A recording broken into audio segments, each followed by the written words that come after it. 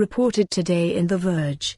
Parler reportedly refused to ban Trump's critics as part of discussions to bring him on board. The alternative social network Parler and representatives of former President Donald Trump were reportedly considering an idea to make Trump an active member of the platform after he left office, but Parler apparently pushed back on one key part of the proposed arrangement. The platform did not want to ban Trump's detractors, according to an excerpt of Michael Wolff's upcoming book about the last days of Trump's presidency published in New York Magazine. Here's what was going on, according to Wolff. One curious point of consideration for the Trump family, the morning of January 6, prescient of the events that would shortly unfold, was a follow-up to a discussion initiated some months before by aides and family. Trump representatives, working with Trump family members, had approached Parler, the social network backed by Bob Mercer and his daughter Rebecca, far-right exponents and large Trump contributors.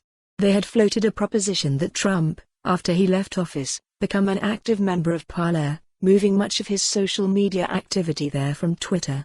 In return, Trump would receive 40% of Parler's gross revenues and the service would ban anyone who spoke negatively about him. Parler was balking only at this last condition.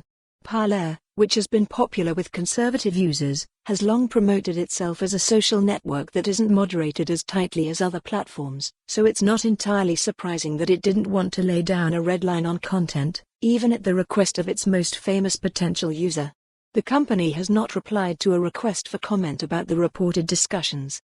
In February, BuzzFeed News also reported on the conversations about Trump's potential increased involvement with Parler, but shared different proposed terms. Parler offered the Trump Organization a 40% stake in the company, according to BuzzFeed News, and did not report on Parler's apparent refusal to ban Trump critics.